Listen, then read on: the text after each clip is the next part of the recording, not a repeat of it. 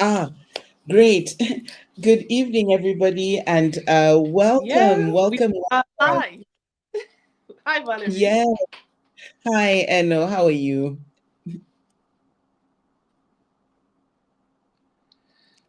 Uh-oh, we are live. Are you Yes, we're with me, live. Valerie?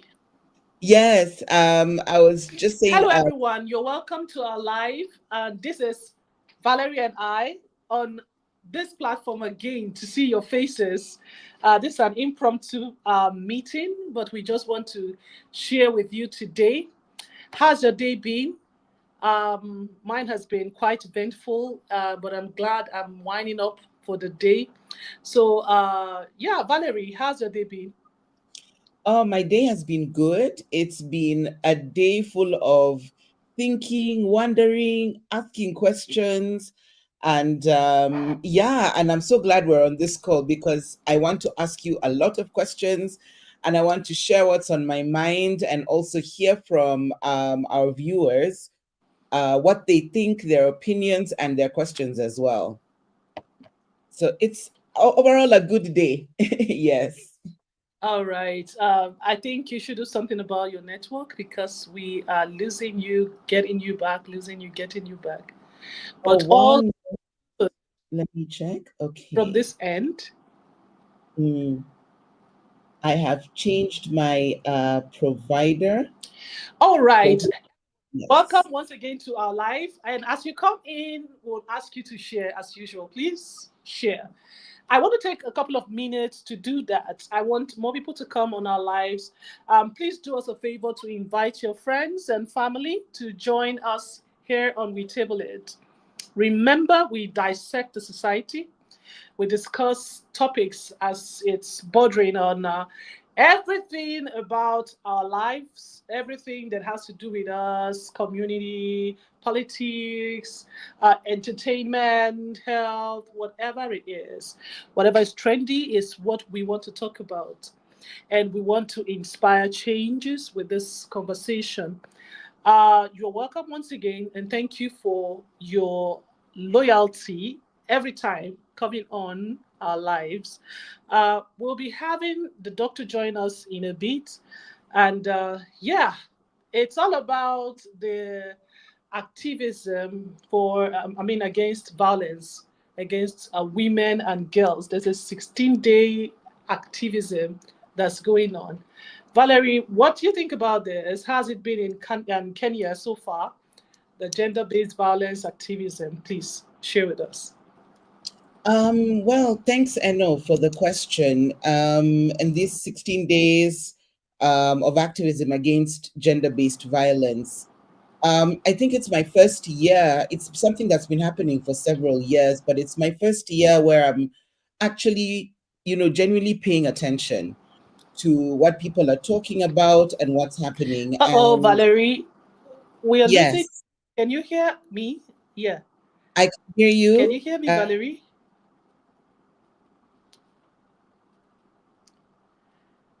Uh oh. Apologies about that for Valerie. Okay, Valerie was talking to us about what it has been with her on the topic. We're talking about elimination of violence against women and girls activism. She's been concerned. She's been asking, has it been in Nigeria? And we said, okay, let's talk about it. Do we have domestic violence issues in Nigeria? When we talk about domestic violence, people will just tend to talk about women who are abused by their spouses. And just before we came on the live, we're talking about with her that we have incidents of women actually being abused by family members, that's their maybe fathers. Uh, I have a case even going on right now. Someone who's quite close to me who has gone through a lot of assault or abuse, how it's called, physical abuse by the uncle. So we see this violence against women and girl activism is very, very needed at this point. So we are glad to have people come together to commemorate a 16-day activism, you know, to eliminate violence against women and girls. I've been privileged to be a part of that. I think past years, we usually meet. We have, courtesy of the UNICEF, UN, I beg your pardon, United Nations, their offices here in Nigeria, I think in other countries as well. They hold, talks and workshops, conferences on this topic, making people aware that these things are happening and what they should do to stop it. So this is something that we talk about now, and it's being done yearly. Every November to the early Decembers, it's being, commemorated that women come together, even men come together to make sure we say no to violence against women and girls. All right, Valerie, you're back. Can you hear me? I can hear you, and I hope you can hear me now. Loud and clear, I can hear you, but you go off and come on. I hope you get stable very soon I because hope this is so quite an too. interesting topic. All right, where Yes, I yes. want to come in is Valerie, if you can hear me. We're talking about domestic violence. It's quite common to see women being victims of domestic violence, right? So, what about the case of men who are actually being violated by their spouses? Men that are victims of domestic violence. Have you had any case of, cases of men around you or men that you know who have been victims of domestic violence? Yes, I have. In fact, cases of people very close to me who have been victims of gender-based violence, and they're men. And I think one of Oh, the things, yes, can you hear me now? I hope you can hear me. I'll just continue in the hope that you're able to hear me and catch what it is that I'm saying, right? yeah, can you hear me? Yes, I can hear you. So yes, I was saying that we do have a lot of cases here of men who are experiencing gender-based violence and going through that process. And it's interesting you've asked that question because my next question or thinking about that is how do we also acknowledge that form of violence during this period when we're focusing on women and what can be done about it, you know? In my experience, going through being with a man who's going through gender based violence, and I'm hoping you can hear me. All right. Um, yes. In my experience, one of the biggest challenges Valerie, was I think you have to do something about your network. It's not been stable since you started talking. Um, Maybe we should do something. Maybe you go okay, out and then you come back in and let's all see right, how it goes. okay, okay. Can you hear me, Valerie? Yes, I can hear you. I'll jump out and jump back in. Perfect. Okay. All right, guys. So you still have me here until we get Valerie back and then we get the doctor back. I'm going to be your host on this broadcast today. We are talking about gender based violence activism to eliminate violence against women and girls as is being commemorated in this month of November. We have quite a number of organizations that go about making sure that a lot of people are being sensitized about this situation that women are being violated, being assaulted, molested in the society that we live in today, unfortunately. Yes. Do you have cases of people around you or women around you who are victims of gender based violence? It is important that you speak out. It's important that you give help. It's important that you help them find their voice in cases of victimization and violence. All right, Valerie, you're welcome. We're saying something Thank about you. men who are victims of gender based violence. Yeah, you were saying something. Yeah. Yes. So I was saying the challenge that they go through in terms of reporting, being believed, getting support, and actually being able to have, I suppose, cases prosecuted and taken to the point of justice. I think there's a gap there. I think it exists for men. I think it exists for women in this space. And the Okay, question that I ask Valerie. myself is, why does it exist in this way? Why is there a challenge when it Okay, comes the to, situation still lingers with your network, unfortunately. okay, Can you hear me? I can hear you. Yes. Today that we have so much to talk about, this network thing is an issue. Yes. Yeah, yeah, yeah. So sorry about that. So I'm able Everyone, we are sorry about the network situation. Thank to, you for joining us. all right. Um, so let me try jump out again and see how to resolve it. Hello. I want to see who is watching at the moment. If you are live with me, I want to see your comments. Yeah, we have comments. We have comments, right? Do we have comments? Do we have comments? If you're watching, please indicate, say hello. We want to say hello to you. Thank you for being an ardent fan, for being very loyal to this page. We appreciate your support. We appreciate your shares, your likes, your engagements. They mean a lot to us.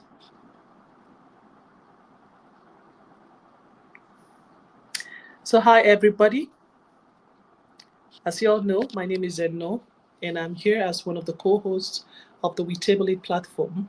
Unfortunately, my co host Valerie is experiencing some network glitches. This is why she's not live here with me at the moment, but I'm very sure at the back end she's doing everything so she can jump right back in. All right, so if you're watching me, kindly share this page, share this broadcast. We want to have as many as we can join us today. And as you come in, please say hi, leave a comment. We want to say hello to you. We will be talking about trending issues, talking about anything that we can to make people informed and to make, inspire changes generally. We want to appreciate you all once again for being very consistent with us. We see Bashir Abdullah Bashman. I guess this has been a comment from the last broadcast. However, we want to appreciate you. Uh, yes, and yes, we're talking about gender based violence because the world at this time is, celebrating or commemorating the 16-day activism to eliminate violence against women and girls. And this is worldwide. We are trying to raise a voice, let people know that we do not want victims of violence. We do not want people to be victimized, people to be molested, harassed, and abused in our communities. We do not want to live as barbarians. If you can hear me, please say hello as you jump in. We do not want people living as barbarians. We want everyone's civil right to, be standard. Yeah, thank you. Uh, Valerie, if you can hear me, we look forward to having you on board. And Dr. Sarah, we look forward to having you on board as well. If I don't get you guys come in, okay, Valerie's back. Thank you, Valerie, for jumping right in. I'm hopeful that your network will be stable Yes. henceforth. All right, Yes. so I I was can just hear doing a you. little chit chat on what it is with the violence against women and girls thing. They are having a 16 days activism for the elimination of violence against women and girls in the world. So yes, how is it in your community. We know that organizations in partnership with the United Nations are making people have a voice, making people more aware that we need to say no to violence in our communities. And they are doing a great job. We want to appreciate every one of them. And yes, today we actually spotlighted on this platform an amazing personality who is a very fantastic activist, who makes sure, who doesn't want to see injustice or see cry or suffer. She's so amazing. We have been honored to, spotlight her on our platform today. And yeah, you can go to the last post that we've had just before this broadcast. You will see the post that is relating to this special person from Zambia by name Vanessa. Yeah, Vanessa, it's been a pleasure to have you spotlighted on our platform. Thank you for giving us the honor to do so. Yeah, everyone, you're welcome once again. As you come in, kindly share this post, share it, invite your friends to join us. We're talking about gender based violence, we're talking about activism against, I beg your pardon, activism to eliminate violence against women and girls. Yes, we are on that in the month of November and the month of December as well. When we started this talk, I was asking Valerie. Unfortunately, she's not in right because of that, the network situation at her end. But I asked a question. I think there's been a lot of advocacy for elimination of violence against women and girls. And we do not see people talking about victims who are actually men. Do you have victims in your communities who are men? Excuse me, I beg your pardon. Who are men who have been abused by family or spouses? What has it been like? We would like to have someone share with us. What has it been like? What do you think? Do you think that we are having enough, you know, advocacy going on to protect men? Do you think we still need to do more to protect the men who are victims of violence? We want to read from you. We want to hear your voice and hear your opinion about this topic. Valerie, if you're with me, can you just say Mhm. hello? We would love to hear your voice. We would love to hear from you. Oh, this network has been terrible. However, we'll Yes, manage. I'm with you. I'm with you. And yes, I know the network is a little bit patchy, especially I think between us. It's a little patchy, but I'm hoping that it clears up as we move forward. Yes, I mean, I'd mentioned earlier All right, so this experience. is me trying to share what we are doing here. Yes, Uh, we are going to take a I know. break and I think try it's to you who put this can hear thing in me. order, the network issue, and come back Yes. right All in right. here to talk to you about gender based violence and the current activism in to eliminate violence against women and girls worldwide. I'll be with you in a All right. bit. Okay. So I'll try and share a little bit as we wait for the network to clear up, and hoping that you're able to hear me as I share. Yes, I think there's a lot to be said about gender-based violence, specifically for women, and a lot that is also happening with men. And this was a forum that we wanted to just touch on that a little bit and discuss. And as Eno and Osaro jump back in and we clear our technical challenges, our hope is that we get some insight from what is happening in Western Africa, what is happening in Eastern Africa, and what is happening elsewhere in the world, because we know that Osaro is currently in the States and can give us insight from there. So, what can I explain about what's happening in Kenya? In Kenya right now, we have very high instances of femicide. And what femicide means is women who are experiencing intimate partner violence, meaning that they are experiencing violence, and in very many cases, the violence is leading up to murder and death within the relationships that are closest to them, their intimate partners. And it's a challenge that I think as a country, Kenya has decided to face head on. Just from a point of view of statistics, last month we had our police come forward and say that there have been, oh, hello, Sarah. Thank you for joining us. Hi, Valerie. It's a pleasure Hi. to be here. And yeah, good morning and good day, everyone. Yes. So I was just sharing a statistic on femicide in Kenya, All right. where in the last month, our police came forward and said that in that month alone, 97 women were killed. Oh, Now, you need to be careful whether it was in the month or in the year, but I believe it was in the month. The 97 women had been killed by their partners or in a situation around gender based violence. all right. It's one person killed is already one person too many. So when we're Yes, it talking is. about 97, it's a huge number. Yeah. And so a lot has been happening. We've been asking as women since as early as last year. There was a lot of talk about it earlier this year, and it's been consistent.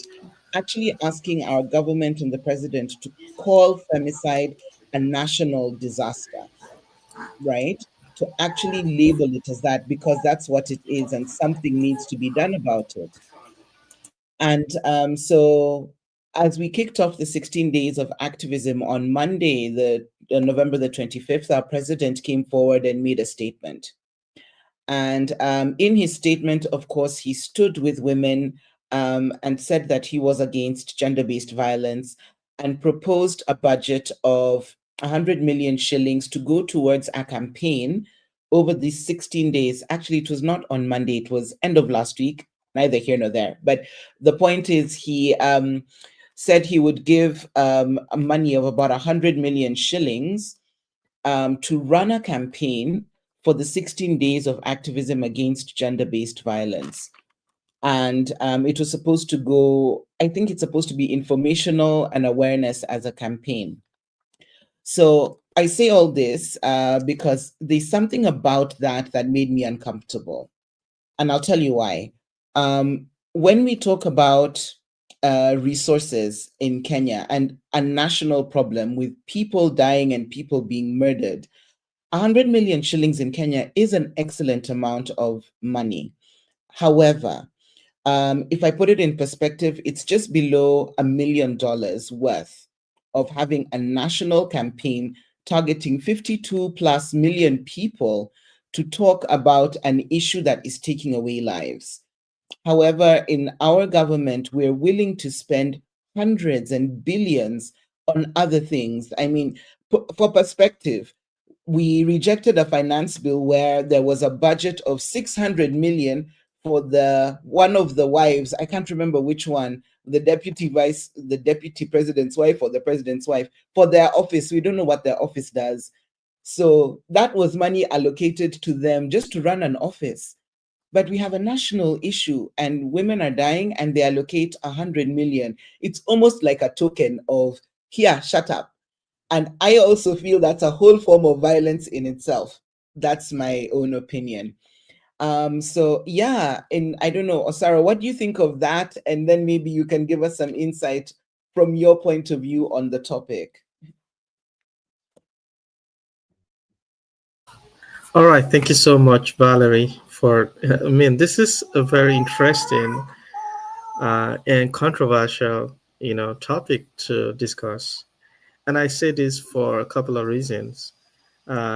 First of which is that it touches on sentiment. It touches on sentiments of the different, genders and transgenders, because I'm pretty sure that those that are still in the middle of it, trying to figure out Mm, what gender they are, will still share some sentiments and some bias. mm, Second is that we, as human beings, tend to look at issues like this from the lenses of our own gender. And so there's a lot of subjective inputs that are out there and less of objectivism. Having said that, I would say 97 cases of femicide in a month is a significant number, and it's a national emergency. But I would like to give kudos to Kenya for just having the statistics. Mm. I want to believe that such a number is not alien to many other countries, Mm. sub-Saharan Africa, or even outside of this region. And but you know what? Merely having statistics is a first step to solving this problem. If you do not have the statistics to show that it is a national emergency, we may not even understand the problem that is before us. Mm. So kudos to the Kenyan government for having such statistics. 97 is significant. However, like you know me, I like to be very critical, all right, and Yes. strategic in my thinking. So I want to find out these cases of femicide, was it reported as femicide or female Mm. deaths? Interesting question. How do I respond to that? Because I don't have the answer All as a right. straight fact. But what I can tell you is this, what we see in the news. Yeah. So we have consistent news where we find cases of women who are stabbed, burnt, All right. beaten, whatever. They're abused in different ways, which results in injury or death. All right. So those are there. Now, how they're reported is something I have not thought about because I don't think they go up to the police and say, I am a femicide victim. Of So course. they must be saying something else, and then it is interpreted so that As, it is reported as femicide. yeah, But that is actually something important to touch on because it ties into how do we categorize that's what correct. is femicide and what is something else, another Okay, form of violence. Hmm. that's correct. And I mean, were these women, I mean, were the 97 of them abused or killed, murdered by men? And if they were murdered by men, were they their partners? I mean, how many Mm, percentage of them were? We can get closer to the problem. And I'm picking, you know what? mm, I'm not just saying this because I'm a man. mm, I'm saying this because I want to be objective. And let us listen to Vanessa's poem. I need to settle down and listen to it again. It started mm, off with, she says, I'm not scared mm. of some certain group of people, which is men. And she went ahead to talk about the group of people she's scared about. She used a lot of metaphors there because it's a Yes. poem. And that's what makes it really deep and thoughtful. And, you know, I want to believe she was trying to say that in some way, she's scared about even some women who would pose to be pro anti domestic violence, but Mm, their actions don't show it. yes. So let me not divert too much from your question. I would like to go back to what you wanted me to respond to, and that's the Kenyan government and their Yeah. commitment to uh, this national emergency. Having given kudos to the government for having statistics, which is good, and number two, trying to match this with actions. You know, having some money is about 100 million shillings, which you try to interpret to be a little bit below $1 million, right?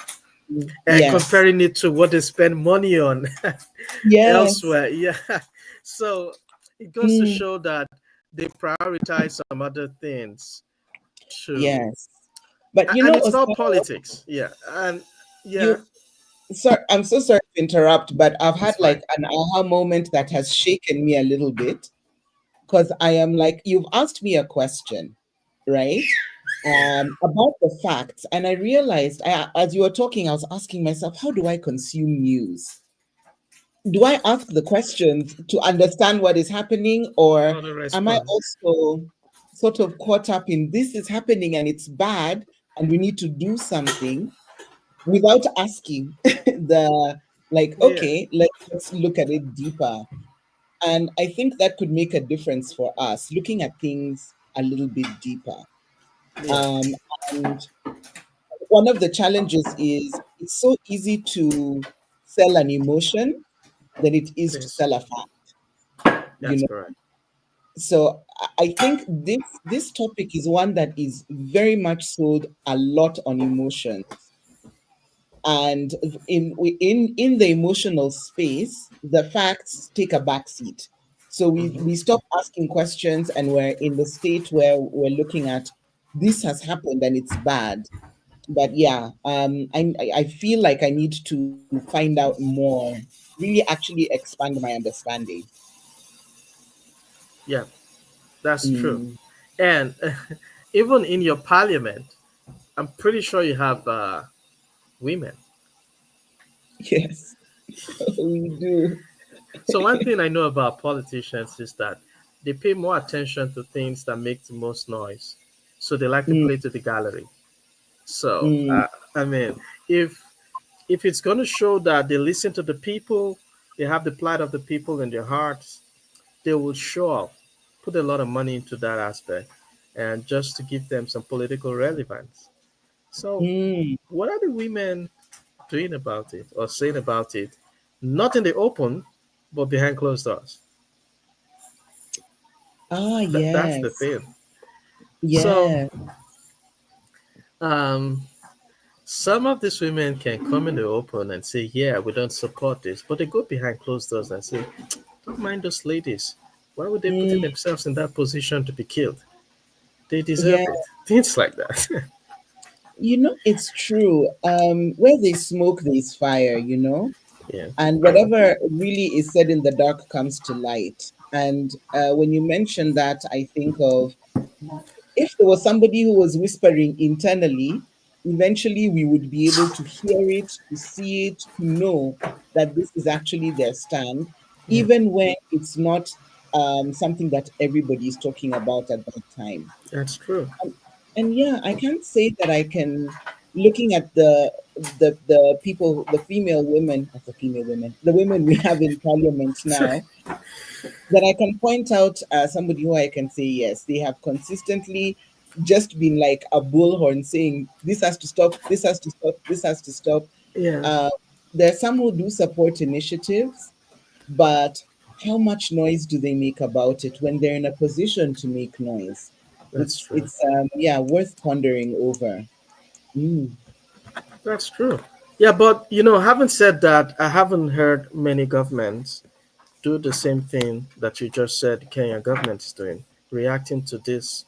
And I mean, I don't know, the money there, I want to believe is to create awareness to correct these ills. So, which Mm. is a good first step.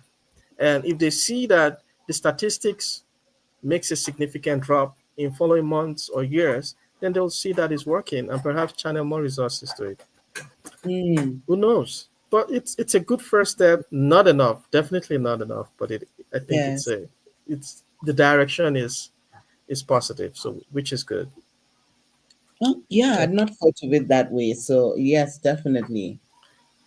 Mm. yeah. And what about in Nigeria? What's the situation like in terms of intimate partner violence and femicide? Is it a Oh, massive issue or is it something that happens? Yeah, what is it like? of course, it does happen, Yeah. and it is multidimensional. And but I will say the problem with us is that Mm. I don't think we have statistics out there as you're Mm. doing in Kenya. Okay, so I would want to take the next few seconds, to go to Google and see if I can pull up any statistics. And Um, I wish I there's could. I wish I could share my screen, but you see, it is pulling out femicide statistics all over the world, but it cancels the word Nigeria, and I think it's because we don't have one.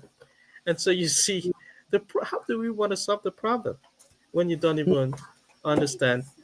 the dimensions of this problem. Yeah, so Yes. I do think um, people helps themselves by trying to Mm, prevent getting themselves into that situation. And there's almost no action from the government except when it's reported. And we know that is reactive, not proactive. And that mm, doesn't solve the problem, it only punishes the culprits. But it yeah. doesn't solve that. And we know that from history, punitive measures doesn't entirely wipe away the problem. Mm, So, what from the street anecdotal reports shows that it is also endemic in Nigeria. And this mm, comes from different forms. I'll tell you something. In Nigeria, there is this thing about ritual killing. Okay? I'll mhm. give you a bit of a background to it so that we can understand it, and perhaps our Yes. viewers too. So, this is more like there is this myth in the sense that is out there that the parts of a human body can be directly monetized. And Mhm. what I mean is that you know how it is about organs, using organs for transplant. For example, Yeah. someone loses their kidney or a liver and they need a replacement. They can't get a replacement now with the current advancement in healthcare, Mm, but they have to, dole out a lot of money for that. This is not the case I'm talking about. The myth is that there's some certain form of rituals that can be performed with a human part mm, that will make you an instant millionaire, mm, turn you from zero to hero in your community. All you need mhm. to do is bring that part of the body life. Oh my gosh.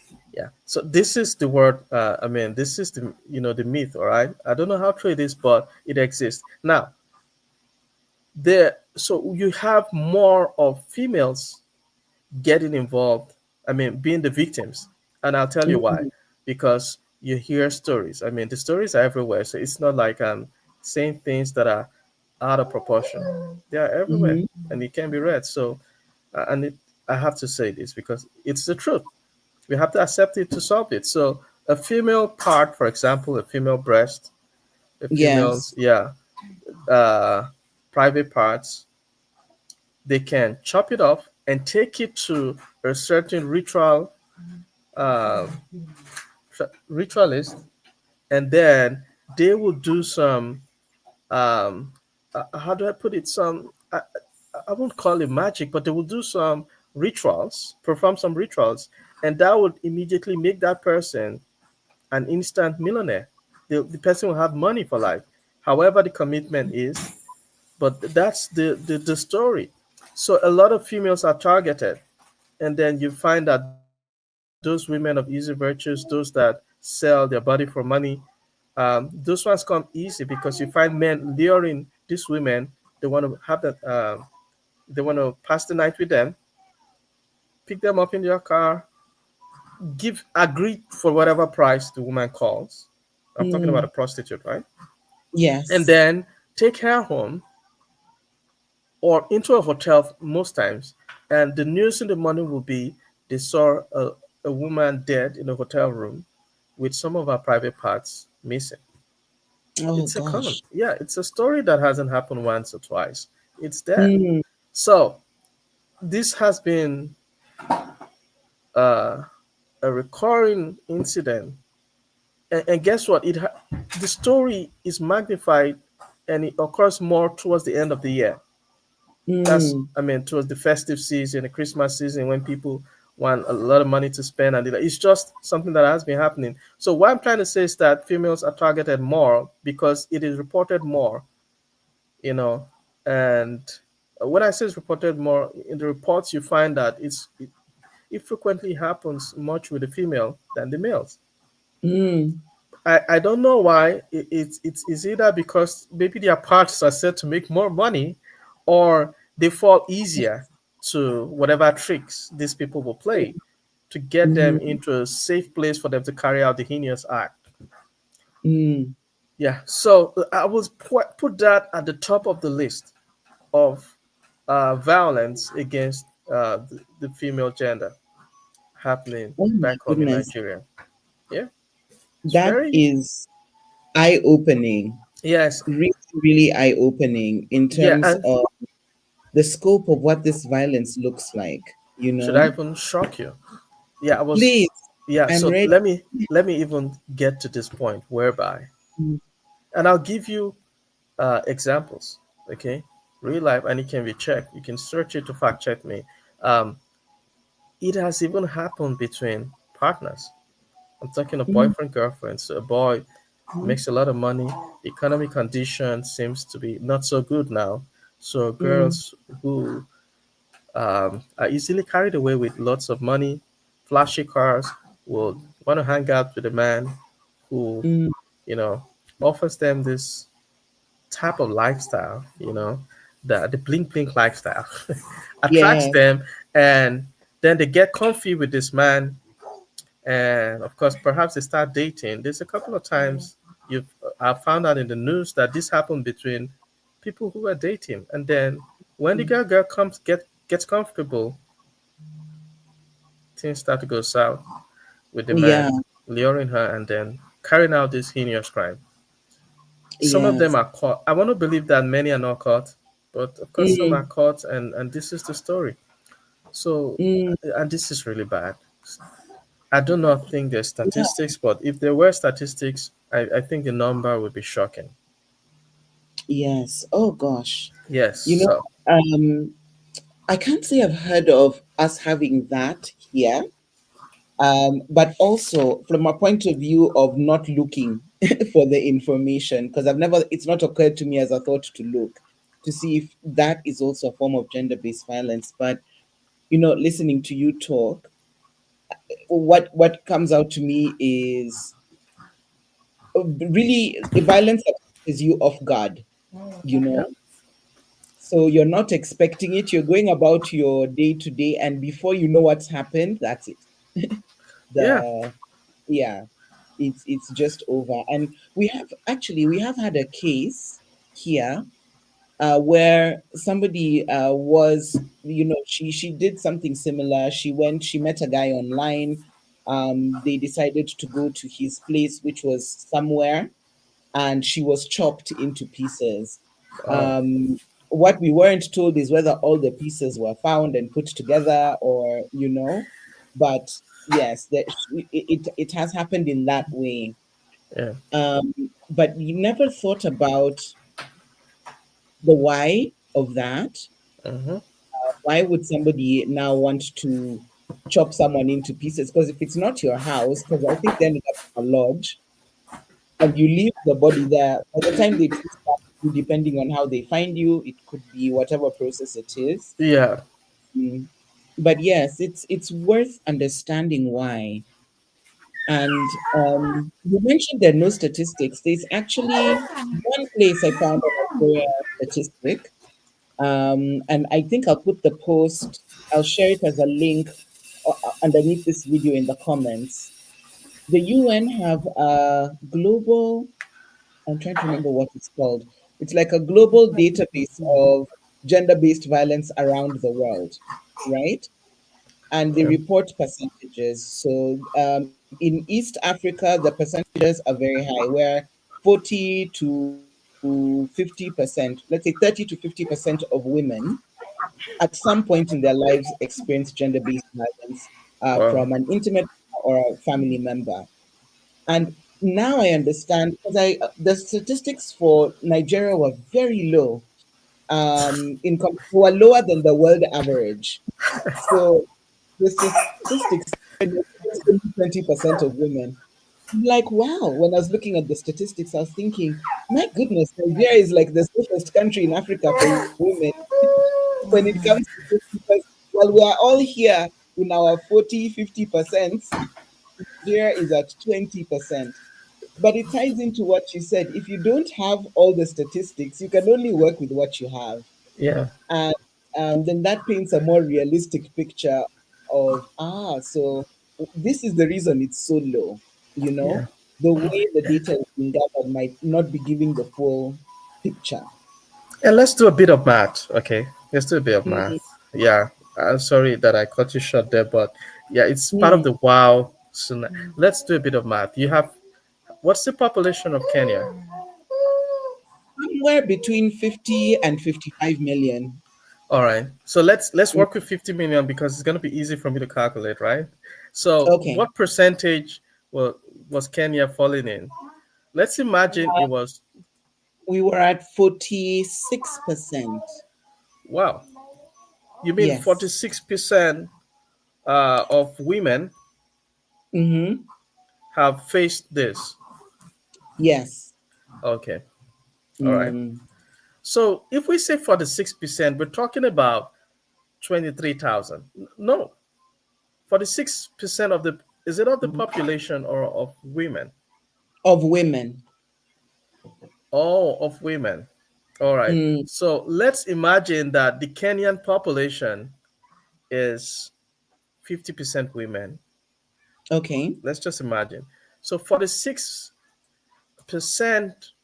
of 25 million, okay, will be, I'm doing the math here, will be 1.15 million, which is a lot. 1.15 or 11.5. It's going to be 1.15 million. Oh, no, no, that will be 11.5 million. Sorry. Yeah. Yeah. 11.5 million. That's correct. 11.5 million. Yes. More like half of it, right? Okay, if Nigeria is about 210 Mm, million in terms of population. Let's imagine we've got 50% of it. Since we use 50% for Kenya, let's mm, use 50% for Nigeria as the percentage of women. Okay? mhm. And that 50% will be, hmm, that will be about 105 million. Yeah. Okay? 105 million. Now, 20% of 105 million would be, let's see, Mm, 21 million. mm, So even at 20%, Nigeria will be having 21 million, and Kenya mm, at 46% will be having 11.5 million, which is about mm. half of Nigeria cases. So even Yeah. let us go by the very, I mean, the percentage we had for Nigeria, 20%, right? Which we said, wow, was very good, it's small. But even that small percent, look at what it Yes. turns out to be. It's Oh a my whole lot. gosh. It is. It's a whole lot. It's like times two of your official report. Now imagine if we had an official report. Oh We won't, gosh. that's a It would be crisis, like a not an population of emergency anymore. Yeah. yeah, I mean, this is staggering for me, you know. Yeah. I'll tell you something because I'm a statistic in myself. So I'm also in this 46% who have experienced Oh, gender-based violence. really? And yeah, and so in talking to my aunties, because you know, in we don't talk about it much. I think when we're in a generation now where we do, but when I was going through it, it was not something you talked. So you just exist there in your space. Okay. And I was talking to one of my aunties recently, just having a general conversation, and she told me that in the family, almost every woman has experienced gender-based violence from an intimate partner. So she told me of her experience. She told me that my mother herself, when I was, very young, she experienced it as well, and it is actually what led to the separation of my parents. And as she talked to me more about my own aunties, I really began to understand something, because all these years, until my mom passed on, she never ever mentioned that she herself had been a victim of gender based violence, but she tried to support me when she discovered that I was a victim of gender based violence. And unfortunately, she did not know how to. So it didn't, having a conversation about counseling was strange because it was like, but just pray. Why would you need counseling? And talking about the experience of it, she didn't really want to hear it. And I couldn't understand why then. And now I understand that probably she was reliving a whole situation with what I was going through. And I think that's also part of the challenge of this space, where people go through situations and they don't talk about it, they don't mention it. And the depth of the problem, I think, is even bigger than the 46%, because I ask myself, when they were counting the 46%, did they count my aunties who have never reported, don't even tell each other, they are just like, this is what life is, and let us survive and take care of our kids until we're old, So, yeah, I think just the depth of this problem is a lot. Yeah. That's true. And we need to be thankful for social media that has Mm, helped to, uh, announce this problem. It mm, has always been there in different dimensions and forms, but social media has helped to show that, put it out there, that this, remind us that it exists, not to show that it really exists because we all know, but to remind us that it exists and show the extent, to which this has, been occurring. mm. And then it's left for advocacy and action to be directed towards this problem.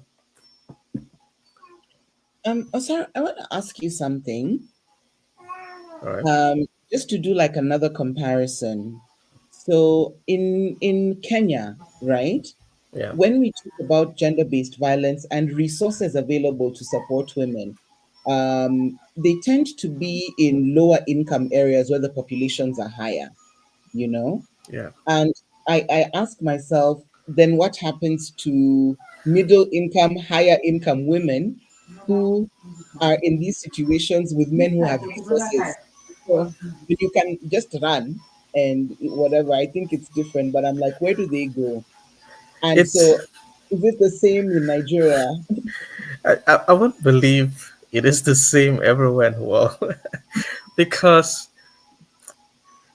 a woman who is financially independent, Mm, who can tend to herself and who can provide, the things that a man provide for a woman over the years is diminishing. Now women mm, buy most of those things for themselves. Okay, I'm not yeah, talking about biologically. Okay, yes. physically, financially, in many ways. All right, so Mm, that dependency is reducing, and with reduced dependence, empowerment increases. mm, You will believe. Let us liken this scenario to an employer and an employee. Okay, okay. it may not be a perfect, analogy to tie it with, but let's just try to use it. An employer Mm, and an employee. And I would like to ask a rhetorical question, but get your view on this. If okay. we have an employer who pays an employee his monthly salary, but that Mhm, employee is financially capable with or without the job. Without the mm, job, the employee has money, can do very well, can stay on his or her own, and they don't need to depend on the employer paying them a salary. That's the first scenario. The second scenario is the employer, of course, pays the salary, but this employee relies solely on this employer for their salary, their comfort. What that means is that how early the salary is paid is determines the level of comfort that month. And not mm, only that, gives them some sense of belonging that I have a job. mm. Who do you think will call the bluff of the employer easier whenever the employer messes up? A or B? Oh gosh, A. A, because hey, A. without you, I can still do well. I can have that sense of belonging and fulfillment and still pay my bills. I can Mm, do without you. mm. So let's now try to tie this to socioeconomic status. A woman, Okay. all right, let's assume in the violence we're talking about is primarily against the woman and from the man, right? If this Mm, woman has a family that loves her, what that means is that if a family loves her, she has a home, a permanent home. mm, If this woman has a thriving business or siblings that are doing very well, I don't mind splurging on their sister. She has a mm, career going. She has gotten into that union very confident of her own mm, self. And what she's looking out mm, for is to strengthen a position she already has and help the man to grow. So it's a mm, symbiotic relationship. All right. mm, You you can do so much against that woman and and you succeed. And the reason I'm mm, saying this is because she already had a comfortable life before you. She has a footing. It's just like a mm, war in a war front. And I'm not saying a union between a man and a woman is a war front, but in a war front, you find out that one side, a country or a side, they usually they usually want to strengthen, have sort of like a base, okay? They want to hold a ground, and from that mm. ground, launch an attack. You Yes. don't have a ground like a home where you launch an attack from or a forward operating base. You're just going to be all over the place, and the enemy can easily overwhelm you. Mm, So when you have a ground, then you can build up from that. So a woman mm, who has a foundation, who has spent time having that foundation, you can't treat her. Even a man will know how to treat her because she already mm, has a base she can return to, and she has a mm, family who's going to love her. And you find mm, that more common in the socioeconomic people in the strata of the society where we'll say they are more privileged socioeconomically than those who are less privileged. mm. There are other variables that come into play, but this is Yeah. a very significant variable. Mm, So those who you will see, uh, it's a man and a woman who are barely struggling. The woman leaves. Because at some point in time, every woman is emotionally stable to tend to mm. herself. So, Yeah. but it's not every woman that has a base to return to where she'll be comfortable.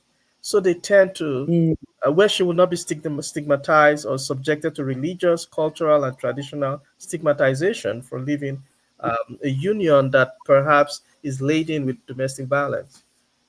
So they tend to stay and, try to weather the storm. And I would like to place a lot of blame on uninformed religious leaders who will say persevere, stay. This is how it's meant to be. Stay, pray, do this. Yes, but come on, we know that that is not the entire solution in mm, many instances. So, in a summary, coming back to the question you asked, in terms of mm, this difference, this significant difference with this problem in terms of social and economic status, this is the primary reason, from my own point of view, that what mm. you have brought into yourself before attaching yourself to someone, or while you have attached yourself to someone. What base you return to if you leave makes Yes. it easier or difficult to leave. Yeah.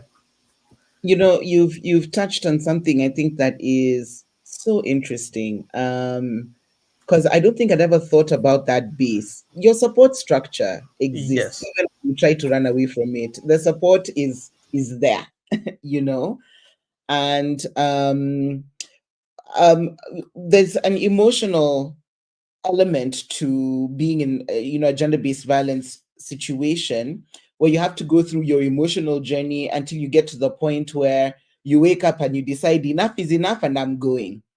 And when you have that foundation, it's, I think, a little bit easier. And I'm guessing here, but just from listening and thinking about it, not easier, but you have options. when you get up to say, okay, now I'm getting up and I'm going, whether you have children, whether you don't, there's an option of where you can land, so that you're able to restart from there. And I'm thinking about the person who may be in a lower income area, who, for example, might not have their parents, they could be orphaned, their family is far away, maybe they're out of the city, somewhere, and even the means to be able to travel to go to that place is not there. You're dependent financially 100% on this person, and you really don't have a soft place to land or that support structure in the same way. Thinking about it from that point of view, then I can understand why a lot more focus is then spent on women who are in the lower socioeconomic bracket than women who are not. Um, but so that makes a lot of sense. I think for me, where I see that there's a gap is in support. So I'll give you an example, just as a difference between Malaysia and Kenya.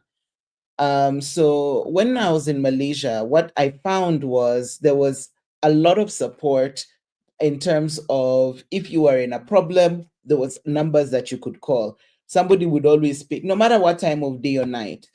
Somebody will pick up the phone, they will talk you through your problem. So there was counseling support that was available at no cost on the other end of a phone, and that was available. There was also support from the police structure where they knew how to handle cases of gender based violence. They had a process. So when you come in, they go through the process till the end, and till you decide whether you're pressing charges or not pressing charges. And they had safe houses where people could go and you could be accommodated and be safe genuinely. And I know that the same structures exist here in Kenya in some way, shape, or form. But I feel that there's a huge gap between knowing what support exists so that as somebody who's a victim or a survivor, you're able to tap into resources and actually use them, and then actually being able to easily access them. And my assumption is it's probably the same across Africa, where there are a few people who come together, they create an organization to support,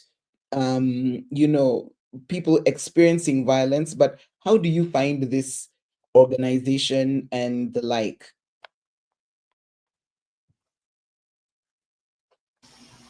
Yeah, that's true. That's correct. And Mm, of course, the fact that you've got these organizations existing is enough empowerment for women who may be potential victims in this case. And you know what? Uh, Beyond this happening to women, there have also been cases reported of men. I'll tell you. yeah, yeah. So there's been this wave of, and but were you asking me a question? Were you expecting me to respond to a particular question before I No, just jump into go ahead. something else? Jump into the topic of men. All right. Yeah. Okay, so there's been this wave, okay, Mm, of Nigerians, all right, and I want to believe some other, parts of Africa, uh, that this wave of, leaving the shores of the country and going as economic migrants or, immigrants to some other part of the world. mm-hmm, And of particular note, there's been a lot going to the United Kingdom in the past 4 to 5 years. A mm, lot, it has been happening before, but I use the word wave because there was this geometric increase in the past 4 to 5 years, mm, and then with it came with its own attendant effects. You will hear of, and I'm not just making this up because they appear on social media, all right, of a man and his spouse And perhaps most times the man is there, all right, and then he does everything to get a bit of stability, and then brings his spouse over. And we all know it's a woman's world out there. Mm, And the woman immediately knows she's in a society where she's automatically empowered just because she's a female and she's physically located there. She's mm, untouchable, mm, untouchable in many sense. And then you will see some stories of women who, I don't know if they want to test their power or genuinely put it into action, but get their husbands arrested for any slight domestic abuse. Domestic abuse is not slight, but what I mean mm, there is that accusations, because there've even been cases where it has been reported that um, perhaps the woman, uh, how would I want to put it, over magnified the incidents just mm, to get the man out of her way. mm. And there was a case of, I mean, some months ago that I read, the man got deported, and then the Oh, woman felt, oh yeah, she's arrived. Now she's, and see, it even gets worse. I just remember now in the United States, there was a report at some point of men killing their wives. mm, And this happened a lot with the women, female nurses. So this is what happened. The man goes to the United States at his maybe productive age. He tries to get himself sorted out financially and get his immigration well worked out to the point he can get married and invite his wife to come join him, and they continue their lives. And then mm, he invites his wife, and because of his experience living in the United States and he knows how lucrative the nursing business is, mm. he tries to put his wife through, coach her to become a nurse. When I say coach her, I mean, I'm not saying he teaches her to become a nurse, but But sort yeah, of make sure you supports learn. her. Yeah, Yeah. supports her, get her into the school, supports her. She becomes a nurse and she sees that, wow, I'm in a world and in a position that I've always dreamt of. Mm, And now it's happening to me. I'm empowered. I have money. And not only that, I'm in a society that doesn't tolerate gender-based violence, not even the thought of it. And mm, so she puts this power into action and then ditches the traditional values from the home country. You know, we Africans, we have I values that are quite alien from, yes. this Western world. So she Mm, ditches it, and then the man sees her as subordinate. Not subordinate. I mean, the man sees her as being someone who is trying to be condescending to him, someone who has grown wings, and mm, perhaps she starts to lord over him, and he doesn't like it. And it has been reported, and this is for real. You can go check it, of cases mm, where the man goes ahead and murders his partner. mm. And not only that, in many instances, they call the police. Go to YouTube and check it out. They call the Yes. police and report the case and say, I have done this, sometimes even in the midst of crying. Oh And gosh. you see, and they try to, you know, create this, create this scenario of them being pushed to do it because they couldn't take it anymore. Mm.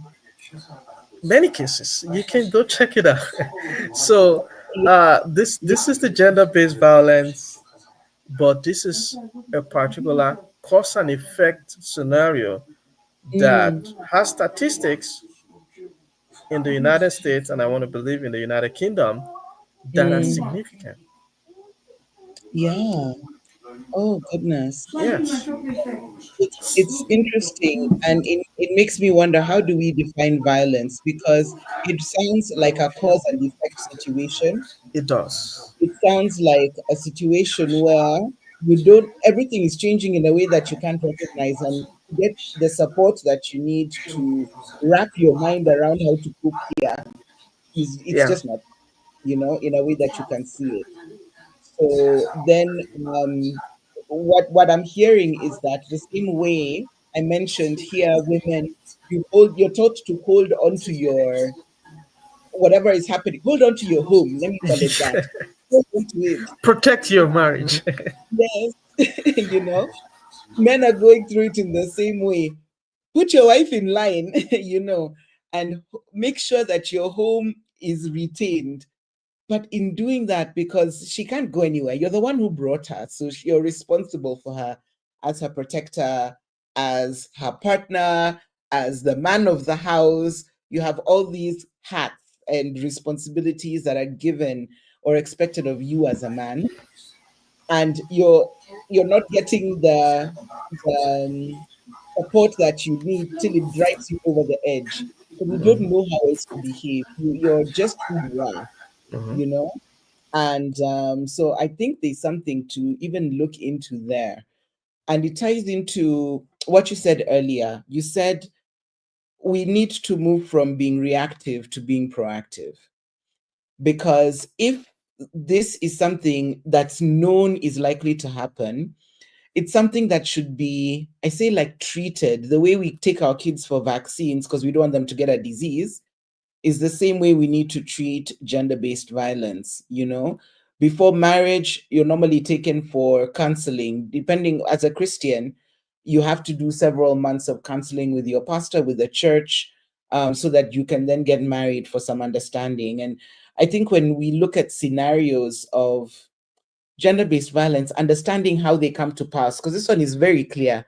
You're transporting someone from one environment to another and expecting no changes. So, there should be something that can be done around that space to make sure that there's a stability that remains or a compromise so people can live in different scenarios. Mm,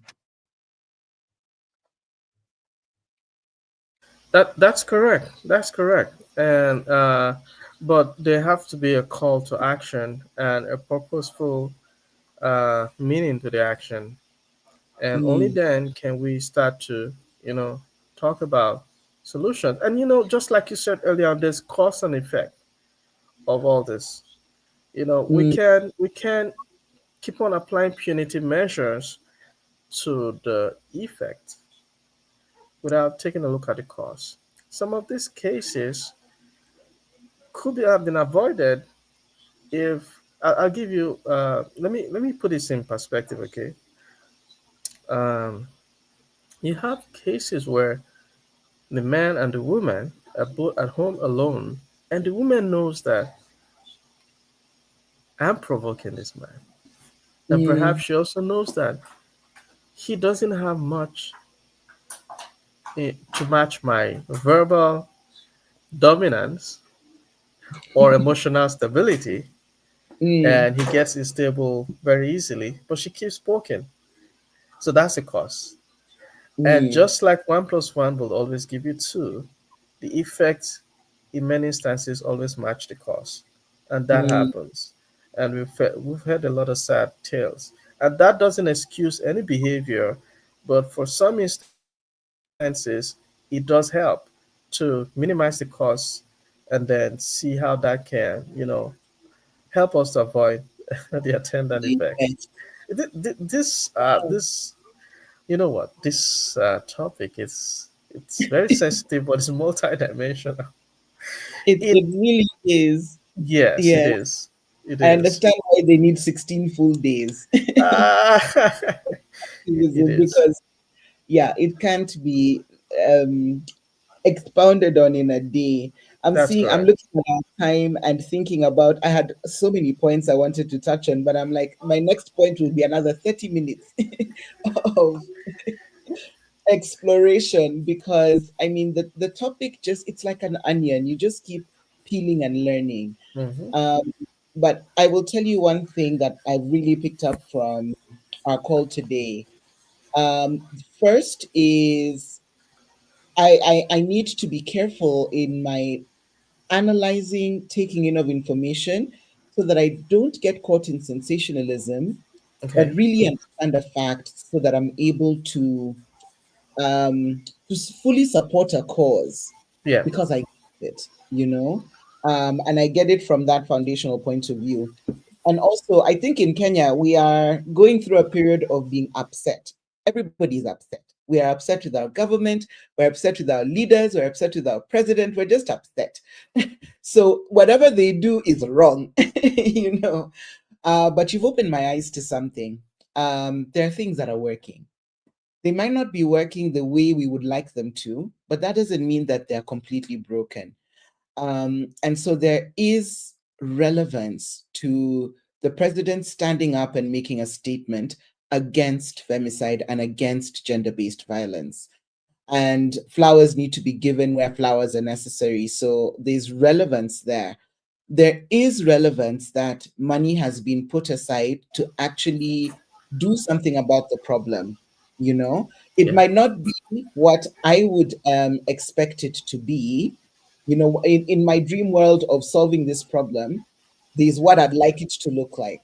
It's not Hmm. that, but it's not being left out in the cold, you know. So there is something that has happened. We do have statistics. Exploring the statistics is important, but we do. So I'm also learning to be open and, you know, actually appreciate what's available, because without that information, like you mentioned, how do we know where to start, Yeah. you know? So we do know where to start. We have somewhere that we can begin and start. And also, the third thing that I've really picked from what we've talked about is how different it is in different countries. So, by here in Kenya, we look at intimate partner violence as what can I call it, the forefront of gender based violence. Yeah. We focus primarily on women, but men are going through it. And it might tie in again with statistics, what's available, but men are going through gender based violence. Whereas in Nigeria, there's an angle of ritual killing and Hmm. sacrifice. Women in, you know, the oldest professions in the Bible And the what? going through it, and you know, just for different things. Now it's tied to somebody's prosperity, and they look for Yeah. somebody who can't miss. And even as you mentioned in marriages as well, it's showing up in this way. So interesting to read the stories, but again, now dig into those statistics and think about the statistics that we're reading, because I think you know, as a researcher, as a writer, as a digital marketer, my training is that statistics is fact. So we take the statistic as we see it, and Hmm. they sometimes need to question, how did this statistic come about? Is it a true reflection? You know, and Yeah. then take it from there. So yeah, this conversation I've picked so much, and I'm hoping, because I know the next few days will be full of stuff about this, that we are able to come back again and just explore what new has popped up. That's correct. And yeah, what about you? Oh yeah. So I would say that it's very commendable that a time has been set aside um, for just illuminating this problem. Mm, Okay, to show the world that and I'm learning and I've learned from this because this makes me know that okay, at this time of the year, this is what we have to spotlight, and it is something that is worth it. And I do hope that as much as we're spotlighting this thing, we will grow mhm, up to a point, and this is judging from what I've been able to get, your sharing, and what we'll discuss. But we'll grow to a point whereby we will not only spotlight this problem, but celebrate those who are making a deliberate attempt, or who mm, have made deliberate attempt, commendable attempt, to uh, make sure that this problem is well tackled. And I know mm, there are people all over the world who have been spoken of, and many who haven't been spoken of, that have been driving this challenge, driving this advocacy. And I want to use this opportunity on behalf of our platform to say kudos to them and that we celebrate them today and we do recognize their efforts And we do hope that they are also more strengthened to continue in this fight that is absolutely worth it. Okay. And I've also come to realize that we know gender is just beyond sex. We know that. It's beyond the Yeah. male and the female form. There are some Mm, roles that are likened to the male gender, mm, but you find females taking up those roles. mm. And there are some roles that are likened to the female gender, but you find males taking up those roles.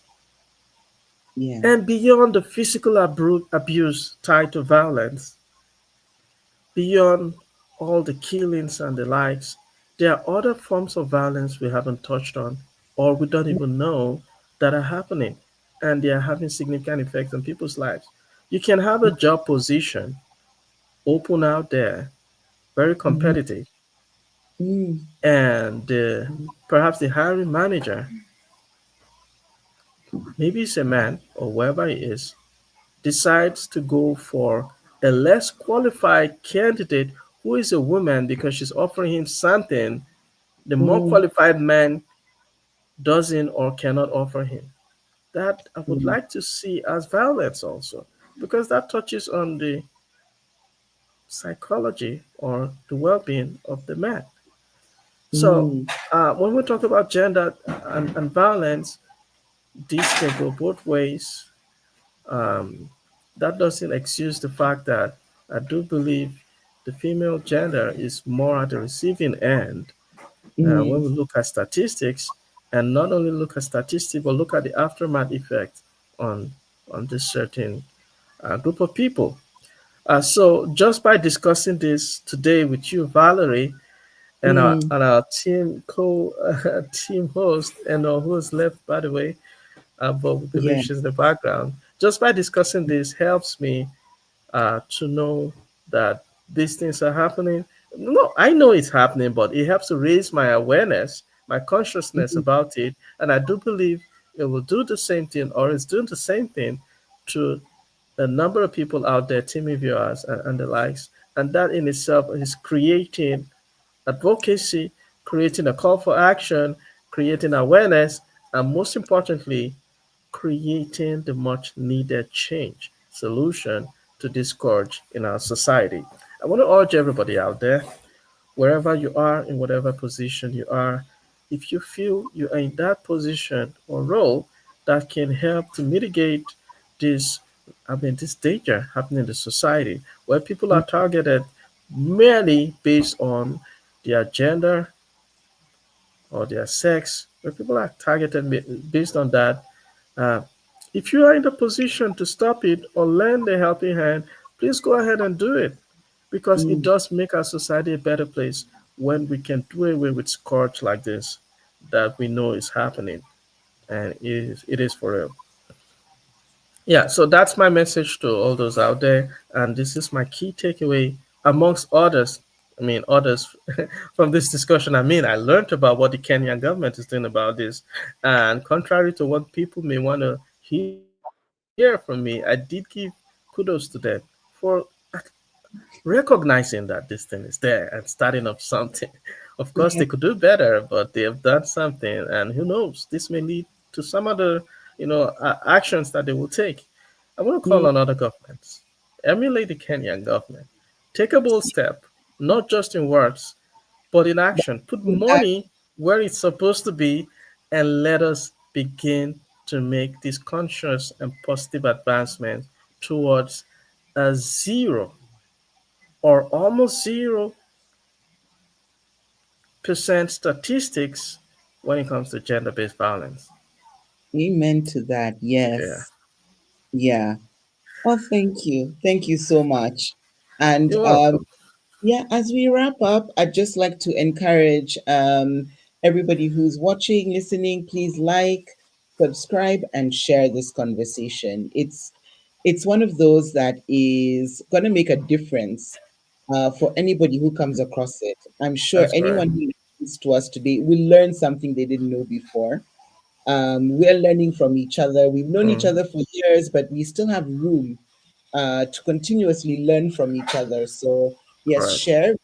You will find us on Facebook, Instagram, on Twitter, on TikTok, on YouTube, where you can rewatch a lot of our older videos. And yeah, we look forward to reading your comments. You can send us any questions you have in our DMs. And if there's a specific resource or anything that you're looking for, share with us and we'll see how we can support you. Yeah. Mm. Okay. So thank you, everyone. And I know for you, it's good morning. For us, it's good night. Oh yeah. So good day. Yeah, And good day. And forward and to, and we will be having this live again. I hope it's not. I mean, it took a long time before we came back, so let's see. yeah. Look out for something, perhaps this coming weekend or even in a few days' time. Mm, And we're gonna have live. And I forgot to say for those who are celebrating the Thanksgiving. It is a happy Thanksgiving from us here that we table yeah. it to everybody out there, thanking for one thing or the other. We Mm, share in your Thanksgiving mood, and we sincerely hope you're going to have more time and more cause to give thanks for mm. everything that is happening in your world. So, from us all here, it's a good day, and bye. Till we'll see you again. Yes. Bye. Bye.